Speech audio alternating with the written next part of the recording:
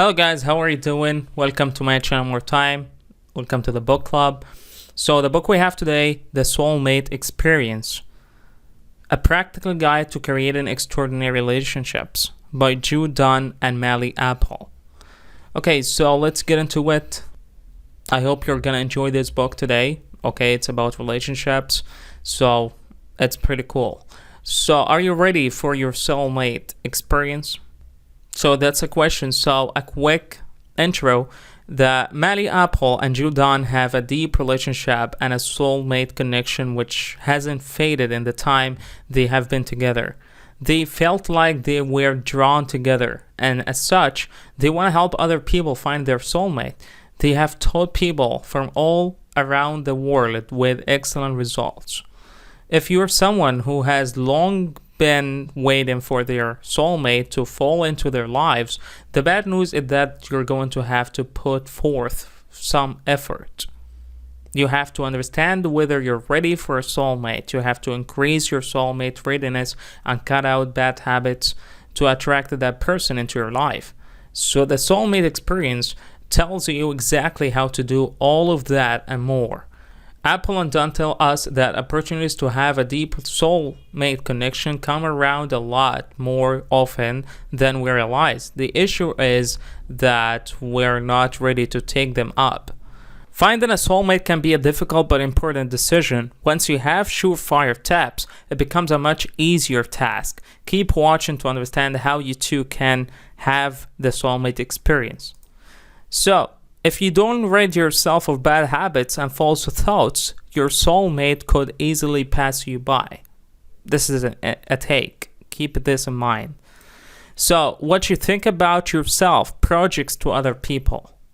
We all have certain beliefs about ourselves that we hold firm.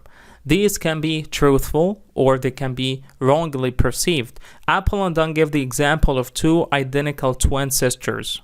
One twin believes herself to be unattractive, while the other always gets plenty of male attention. She wonders why this is because they're identical in their appearance. Of course, the reason is that the sister who doesn't have these negative beliefs about herself isn't projecting negativity toward other people. A belief is simply an idea that we've decided is true. Mally Apple and Dunn. So, the negative beliefs you have about yourself have a tremendous amount of control over your ability to attract a soulmate into your life. You need to clear these limiting beliefs and replace them with positive and joyful thoughts instead. Remember, the views you have in life help to create the types of experiences you have too. So this is an intake. Rid the negative beliefs about yourself and focus on the positive to change your experience. Apple and Dunn suggest that you take some time to sit down and think about your beliefs and try and figure out whether they're negative and how much they're holding you back. Identify the thought, think about it, and then replace it with something positive. Reframing old beliefs takes time, but you can do it. Have patience. So did you know reframing negative thoughts is a prevalent cognitive behavioral therapy technique used by counselors and therapists, CBT. Love your body to love yourself. Modern society tells us that we're too thin, too fat, our hair could be different, we're not the right color or the right height, the list goes on. You have to throw away these so-called societal beliefs and focus on what you believe and think. Learn to love your body and everything about it. You'll soon see your confidence levels skyrocket. Self-compassion is extending compassion to oneself in instances of perceived inadequacy, failure, or general suffering. Sit down and work through each part of your body, one by one. For instance, start with your hands and think about the things your hands do for you and how they help you in life. Start feeling gratitude rather than criticism. As you do this for every part of your body, you'll start to notice that the love you have for your body increases. So, who decided you should look a certain way or act a certain way? The only person you need to please is yourself. Keep this in mind.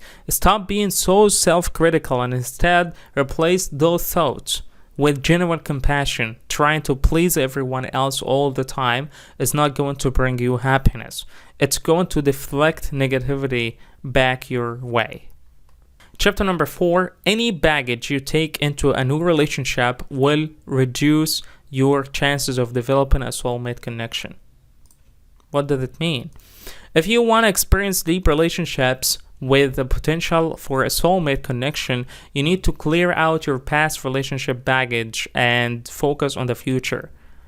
You can't carry old baggage into a new relationship. Despite how hard it can be to let it go, it's far better to spend some time working through any residual issues before you even attempt to enter into a new relationship. Baggage can be anything from worrying about a partner cheating on you simply because your ex did, or the self-confidence issues you developed as a teenager. Carrying these through life will merely lead to repeating old habits. This may decrease your chances of meeting someone who could genuinely be a soulmate connection for you. Take this. Baggage means old relationship problems, but can also mean addictions and negative habits you regularly indulge in. So be mindful of any addictions or unhealthy habits you have, which can reduce your soulmate readiness and result in a relationship that is unhealthy or short-lived. Addiction doesn't have to be a common type, e.g. alcohol, drugs, or overeating. It can be anything that you feel you need to do to cope.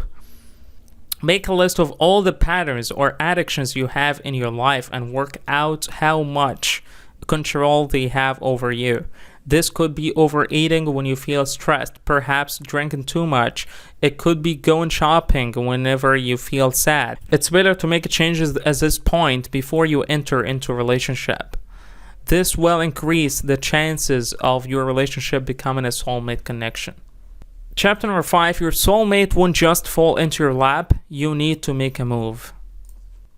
Far too many people sit around waiting for their soulmate to fall into their lap.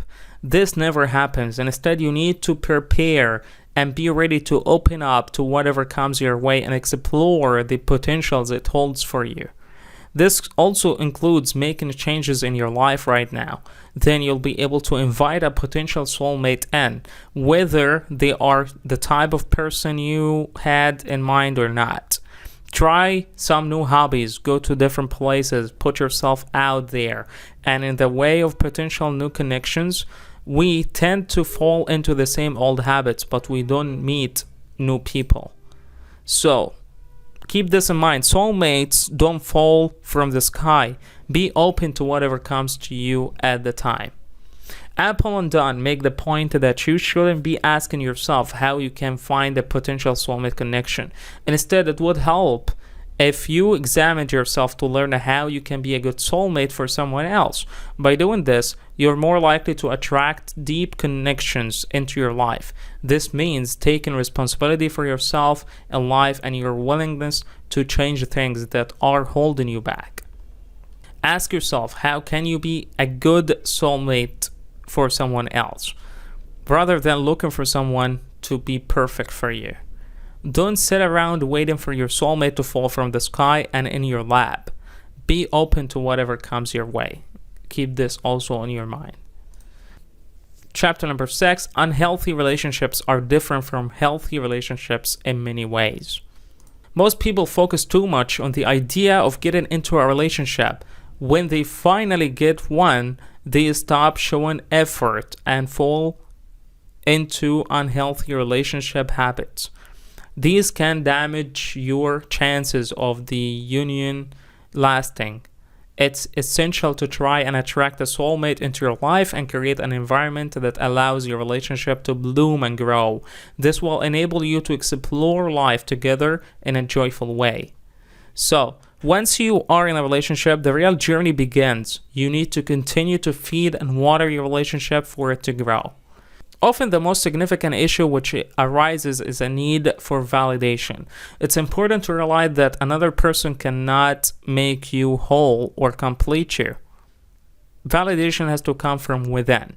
By trying to gain acceptance and validation from another person, you're falling into the trap of negativity. You may also develop expectations for your partner, many of which they may not be able to fulfill. And instead of looking for validation, expecting things, and subtly controlling another person, try the following instead. Realize that relationships are about choice. Show gratitude that your partner chose to remain in your life. Support your partner in changes and growth, even if the thought worries you. Share experiences to keep your soulmate connection strong. Accept yourself and your partner as you are in the here and now.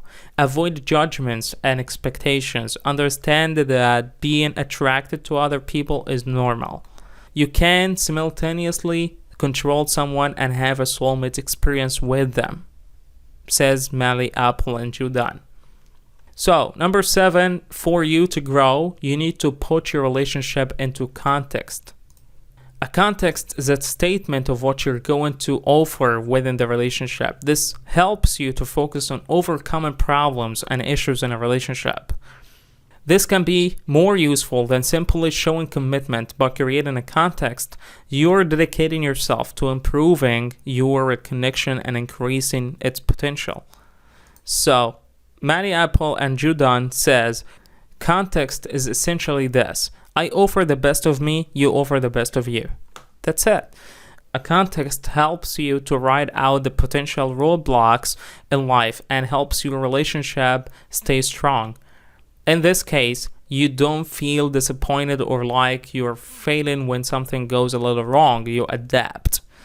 Apple and Dunn argue that a context can sometimes be more substantial than a commitment, i.e., promising a set number of rigid rules. This is because you're working towards doing something for yourself and not simply giving everything up for a partner. Commitment often means stifling or changing parts of yourself that you don't want to change. Context is about offering the best of you and vowing to work through the hard times together without expecting your partner to change. Give your relationship context by offering your partner your very best and asking for the same in return. Keep this in mind. So, for a relationship to grow into a soulmate connection, it needs to have the right amount of space to grow and develop. This space needs to be healthy, and it also allows your partner to deepen your love and intimacy. You can create a safe relationship space by dedicating yourselves to experiencing new things together and working on releasing any resentments you might have built up. A safe space such as this has no room for any blame, undue criticism, or judgment. These need to be released beforehand. There is no space of any type of criticism, judgment, or blame in a healthy relationship space. This is a take. So, however, it's essential to realize that your relationship will challenge you occasionally. However, your context will allow you to focus and address these problems as they come, seeing them as a learning opportunity and not a major upheaval.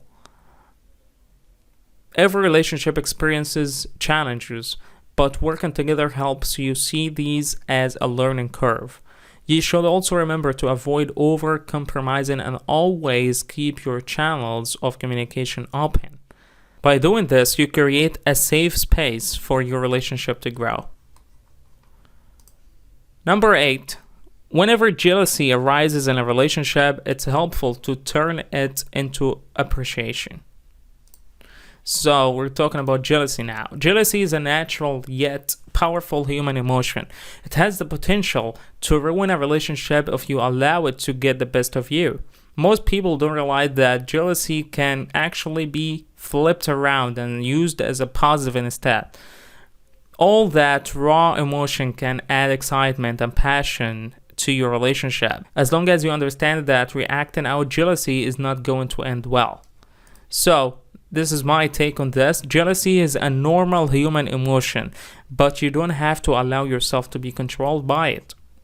When you feel jealous, you need to admit it to yourself and not be too hard on yourself. It's normal to feel jealous from time to time, but it has its roots in fear.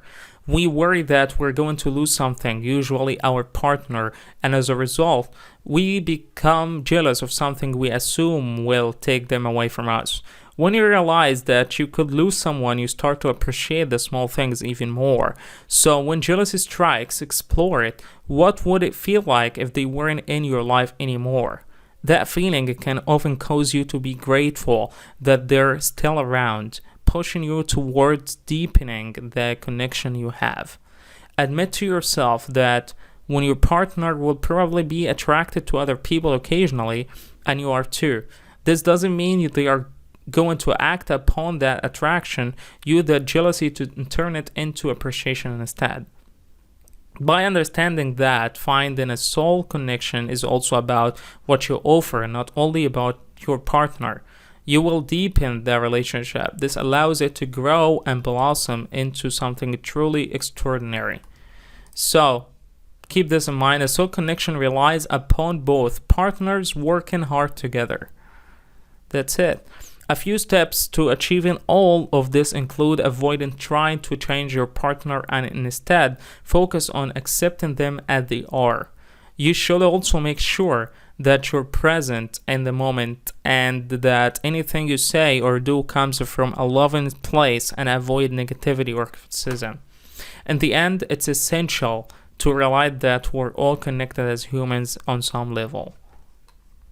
And in conclusion, a soulmate is not going to fall into your lap without you doing some preparation work first. In that case, you need to learn to rid your life of limiting beliefs, focus on loving yourself, and being positive while also accepting what comes your way. If you sit around waiting for the right person to fall from the sky and change your life, you're going to be waiting forever. It all comes down to being the best person you can be and being ready to welcome someone into your life when it happens. Also remember that the person you meet isn't going to be perfect, because nobody is. It's easy to look for the ideal person and to put this image on a pedestal. But doing that means you overlook other realistic connections. You're not perfect yourself, and you shouldn't expect anyone else to be. Accepting that person as they are and loving them regardless of any perceived flaws is essential.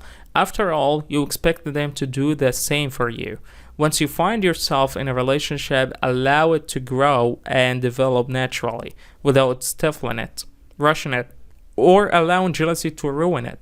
So, provided you can look within and you encourage your partner rather than holding them back, you'll find that your relationship has true soulmate connection potential. Learn to love your body by understanding the importance of every body part. Challenge any jealousy you feel by changing it into appreciation. How would you feel if the fear you have come true? Make a list of the activities, fears, and addictions that hold you back alive and work to reduce their influence one by one. Okay, so that's gonna be it for today's video, guys. I hope you enjoyed that summary and it was beneficial for you. Thank you so much for watching. I love you all, guys. See you next time.